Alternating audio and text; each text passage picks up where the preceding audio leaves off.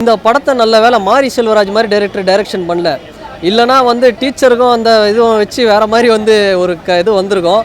ஆனால் ஒரு சூப்பரான ஒரு மெசேஜ், சில விஷயங்கள்லாம் வந்து என்டர்டெயின்மெண்ட்டாக இருக்குது. ஆனால் நான் என்ன சொல்ல வரேன்னா, இந்த படத்தை நான் பார்த்துட்டு வெளியே வரும்போது சிம்பிளாக எனக்கு ஒரு விஷயம் தாங்க தோணுது. இந்த படம் நல்லா இருக்கணும் சொல்ல முடியல, நல்லா இல்லைன்னு சொல்ல முடியல. என்னடா இது, என்ன இந்த படத்தில் மைனஸ்ன்னு பார்த்தா ஒன்றே ஒன்று தான். நீங்கள் ஒன்றும் இல்லை, இந்த ஒரே ஒரு வீடியோ மட்டும் எடுத்து இந்த படத்தோட டைரக்டர் ப்ரொடியூசர் ஆகாஷ் பாஸ்கரனுக்கு ஒரே ஒரு விஷயம் மட்டும் சொல்கிறேங்க. 2.25 மணி நேரம் ஒரே கண்டென்ட்டை வந்து எங்களால் இப்போ ரொம்ப இழுத்துட்டீங்க சார். இப்போ கூட ஒன்றும் இல்லை, ஒரு 25 நிமிஷம் மட்டும் ட்ரிம் பண்ணிவிடுங்க எடிட்டிங்கில் போட்டு. உண்மையாகவே படம் நல்லாயிருக்கும். போட்டு இழுன்னு இழுத்து விட்டாங்க. அந்த மாதிரி கொஞ்சம் இது தான் கொஞ்சம் ஒரு மைனஸாக நான் பார்க்குறேன். காமெடியில் ஒரு சில இடத்துல சிரிக்கிற மாதிரி இது, ஒரு சில இடத்துலலாம் என்னடா காமெடின மாதிரி தான் இருந்துச்சு. அவர் சுதாகர் அப்புறம் டேவிட்லாம் ஓரளவுக்கு பண்ணியிருக்காங்க. அவங்க இன்னும் கொஞ்சம் மெனக்கட்டுக்கலாம், அவங்களாம் வச்சு புரிஞ்சு வேலை வாங்கியிருக்கலாம். ஏன்னா அவங்க ஆல்ரெடி அந்த இதில் பார்த்தீங்கன்னா ஒரு செல்லில் யூடியூப்பில் உட்காந்து பார்த்தாவே நமக்கு ஒன்றும் இல்லாமல் சிரிப்பு வரும். இதெல்லாம் ஒன்றுமே என்னடா தான் காமெடியே போடா எஞ்சி போடா அப்படின்ற மாதிரி தான் ஆகிப்போச்சு. செகண்ட் ஹாப்பில் ஃபுல்லாக வலிச்சாங்க. எப்படா படம் முடியுன்ற மாதிரி ஆகிப்போச்சு. ஓகே, ஏதோ முடிச்சுட்டாங்க, வெளியே வந்தாச்சு, நாங்களும் கொஞ்சம் நிம்மதி அடைஞ்சிட்டோம். சுதாகரோட காமெடி எனக்கு ரொம்ப பிடிச்சிருந்தது. சுதாகரோட பர்ஃபார்மன்ஸ் நல்லா இருந்தது, அவரோட ரியாக்ஷன்ஸ் எல்லாமே நல்லா இருந்துச்சு. அதுதான் ஜோக்ஸ் எல்லாமே நல்லா தான் ஒர்க் அவுட் ஆகியிருந்தது. தமிழோட மியூசிக் நல்லா இருந்தது, சின்ன ரீமிக்ஸ் பண்ணியிருந்தாங்க, 90s ரெஃபரன்ஸ் வச்சுருந்தாங்க, அது எல்லாமே நல்லா ஒர்க் அவுட் ஆகிருந்தது. ஃபர்ஸ்ட் ஆஃப் மட்டும் கொஞ்சம் லேக் ஆயிருந்தது, அது மட்டும் கொஞ்சம் கட் பண்ணியிருக்கேன். ஸ்டார்டிங்கில் 3 படம் தனுஷ் சார் படம் மாதிரி ஆரம்பிச்சது நல்லா இருந்துச்சு, ஒரு ட்விஸ்டெல்லாம் இருக்குது. அப்புறம் போக பார்த்தோம்னா ராஜேஷ் சார் படம் மாதிரி இருக்குது, அங்கங்கே வித் லவ் மாதிரி இருக்குது. ஓகே, பெருசாக ஒன்றும் இல்லை. ஓகே, இந்த வாரம் வெள்ளிக்கிழமை வந்ததுக்கு ஒரு படம் பார்க்கலாம்டா அப்படிங்கிற மாதிரி அந்த டியூரேஷன் தான் எடுத்துட்டாங்க. அந்த காலகட்டம் ஓகே, இந்த காலகட்டத்தில் அப்படி தான் இருக்காங்க பசங்க, அதுக்கேற்ற மாதிரி தான் சொல்லியிருக்காங்க. ஒரு சில போஸ்டர் ரசிகமாக இருந்தாலும் ஒரு சில போஸ்டர் நல்லா இல்லை தலைவா.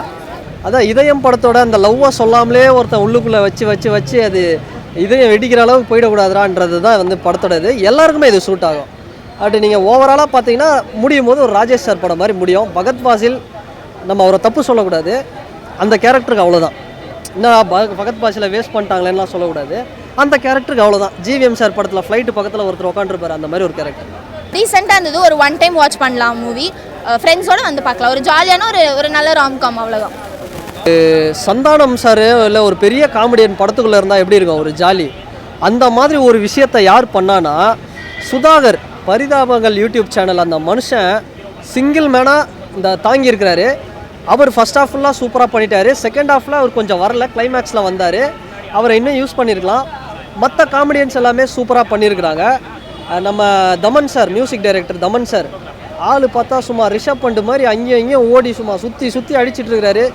தமன் சார் வந்து மியூசிக் டைரக்டராக எனக்கு தெரிஞ்சு நடிகராக இந்த படத்தில் நல்லா பண்ணியிருக்காரு. மியூசிக் சுமார் தான். ஃபஸ்ட் ஹாப் ஃபுல்லாகவே கொஞ்சம் நல்லா இருந்துச்சு, செகண்ட் ஹாப் ஃபுல்லாகவே டேரக்டர் சுத்தலில் விட்டார், என்னடா அப்படி மாதிரி இருந்துச்சு. மற்றபடி ஓகே, 1 டைம் பார்க்கலாம். ஃபைனலாக வந்து அவங்க என்ன சொல்ல வராங்கன்னா, கடைசி வரைக்கும் அவர் லவ்வே சொல்லாமல் இருக்கிறாரு. ஆனால் அப்படி இருந்தீங்கன்னா உங்கள் வாழ்க்கை தான் நாசமாக போகும். லவ் இருந்தால் லவ்வை சொல்லிவிடுங்க, அவ்வளோதான்.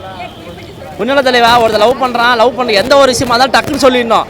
டேய் உன்னை ரேப் பண்ணுன்னு நினச்சா கூட அதை வந்து நேரத்துக்கு ஏற்ற மாதிரி நம்ம சொல்லி பண்ணோம். எந்த ஒரு விஷயத்தையும் மனசுலேயே வச்சுட்டு பூட்டி வச்சுருந்தா வேலைக்கு ஆகாது. எடுத்தவங்க கவுத்தம் டப்புன்னு முடிச்சிடணும் அப்படின்ற விஷயத்த சொல்கிறாங்க. அவர் ஹீரோ லவ் சொல்லவே மாட்டார். பக்கத்துலேயே பொண்ணு இருக்கும், ரேப் பண்ணுறதுல டைம் இருக்கும், ஆனால் அதெல்லாம் பண்ணுவார். ஆனால் வந்து ஒரு 3 வார்த்தையும் சொல்ல மாட்டார். அதுதான் ஒரு விஷயம். போயின்னே இருக்குது. ஸ்டாண்டப் ஃபுல்லாகவே வலி ஒரே இடத்துல சுற்றிட்டு இருக்காங்க. அவன் தான் சொல்லலையே, திரும்ப இன்னொரு பொண்ணு திரும்ப அப்படின்ற மாதிரி குழப்பத்தில் விட்டாங்க. மற்றபடி ஓகே, 1 டைம் பார்க்கலாம் தலைவா. 90s கிட்ஸுக்கு இன்னும் கூட ரிலேட் ஆகிறதுக்கு வாய்ப்பு இருக்குது. 2K கிட்ஸுக்கு வந்து ரிலேட் ஆகுமான்னு தெரியல. எல்லாரும் லவ்வெல்லாம் டக்குன்னு சொல்லிடுறாங்க, அதனால அது ரிலேட் ஆகுமான்னு தெரியல. இப்போ எல்லாருமே லவ் சொல்லிடுறாங்களே. இப்போ எல்லாருமே லவ் சொல்லிடுறாங்க, அதனால எல்லாருமே ஃபாஸ்ட்டாக டக்குன்னு லவ் சொல்லிடுறாங்க. இன்ஸ்டாவில் பார்த்தா லவ் சொல்கிறாங்க, நேரில் பார்த்தா கூட டக்குன்னு பிடிச்சிருக்குன்றாங்க. இதய முரளி மாதிரி வந்து யாரும் அவ்வளோ ஸ்லோவாக 20 வருஷம் ஒரு பொண்ணுக்காக வெயிட் பண்ணி எல்லா சான்ஸும் கிடச்சா அந்த இடத்துல தவறு விட்டுட்டுலாம் யாரும் இல்லை. அதனால அது கனெக்ட் ஆகாமல் இருக்கலாம். எனக்கே வந்து டென்ஷன் ஆச்சு, இந்த இடத்துல இதை லவ் சொல்லியிருக்கலாமே, எதுக்கு இன்னும் சொல்லாமல் கிடக்குறாரு அப்படின்ற மாதிரி. இந்த ஒரு இதயம் படத்தில் சார் என்ன பண்ணியிருப்பார், முரளி சார் அதை வச்சு தான் பேஸ் பண்ணி கொண்டு போயிருக்காங்க. ஒரு லவ் சொல்லவே மாட்டார், எங்களையும் வெளியே படம் முடிச்சு வெளியே அனுப்ப மாட்டார் அப்படின்னு மாதிரி தான் ஆகிப்போச்சு. ஏதோ பண்ணியிருக்காங்க தலைவா, பார்க்கலாம், 1 டைம் பார்க்கலாம் தலைவா.